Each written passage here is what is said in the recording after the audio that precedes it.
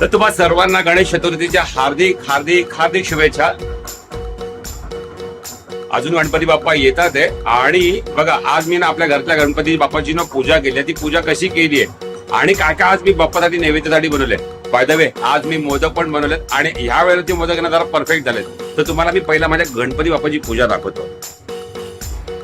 तर इथे मस्तपैकी आपण आपल्या बाप्पाची पूजा केली आहे। पूर्ण देवघर असं मस्तपैकी साधा आणि सिंपल फुलांनी सजवलंय। इथे देवी आहेत आणि त्यांना मस्तपैकी गजरे घातले आहेत। गणपती बाप्पाला मस्तपैकी दुर्वा वगैरे वाहिलेल्या आहेत आणि गजरा देखील घातलेला आहे।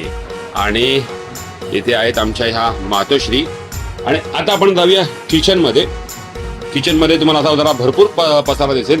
तर इथे आहे डाळिंबाची भाजी म्हणजे बिर्ड आणि बिर्ड बटाटा बघा त्याची भाजी आहे। खाली आहे भात, इथे आहे गोड वरण आणि इथे आहे आजचं गणपती बाप्पांचं स्पेशल आणि सगळ्यांचं आवडतं म्हणजे बाप्पाचं देखील आवडतं आणि आपलं देखील आवडतं ते म्हणजे उकडीचे मोदक। हा ही हळदीची पानं आहेत, जरा गरम लागू शकतं, गरम लागतात हे बघा। तर हे बनवलेत मी उकडीचे मोदक।